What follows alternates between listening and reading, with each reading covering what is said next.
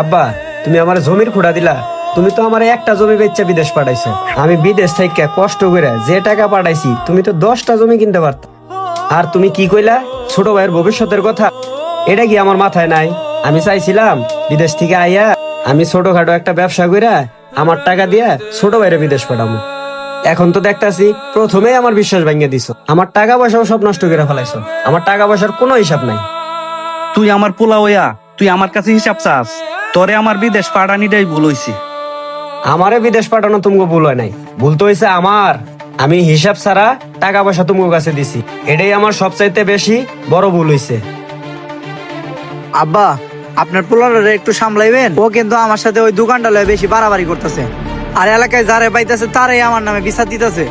আরে তুই এ নিয়ে কোনো চিন্তা করিস না, কিছুদিন ঘোরাঘুরির পরে টাকা পয়সা পুরাইলে এমনিতে বিদেশ চলে যাবে। তা নয় বুঝলাম, হয়তো বিদেশ যাইব গা, আমার মান সম্মানটা ডুবাই থুয়ে যাইব। আরে যারা বিদেশ থাকে হেগর দেশে ভাল লাগে না। কিছু টাকা পয়সা আছে, এটি শেষ হয়ে গেলে গে এমনিতেই বিদেশ যাইব গা। ঠিকই কইছো আব্বা।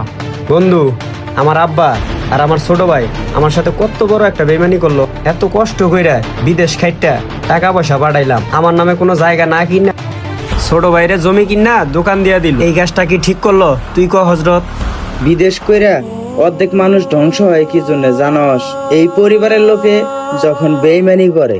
বিদেশ খাইটা দেশে আইসা কিছু করতে পারে না, কি জন্য জানস? কামলা দিয়া খাওয়ান লাগে, শুধুমাত্র পরিবারের কারণে, কিছু কোম্পানির কারণে আর কিছু কিছু পরিবারের কারণে। এখন আমার শিক্ষা হইছে, শুধু পরিবারকে দেখলেই হবে না, নিজের জন্য কিছু রাখতে হবে ভবিষ্যতের জন্য। চল, এবার তো তোর শিক্ষা হয়েছে, বিদেশ যাইয়া নিজের নামে কিছু করার চিন্তা ভাবনা কর। হ্যাঁ, এবার আমার শিক্ষা হইছে। এবার বিদেশ যাইয়া বাড়ি ঘর কইরা তারপর দেশে আসবো, যাতে বাড়িতে আইসা কামলা দিয়া না খাওয়ান লাগে।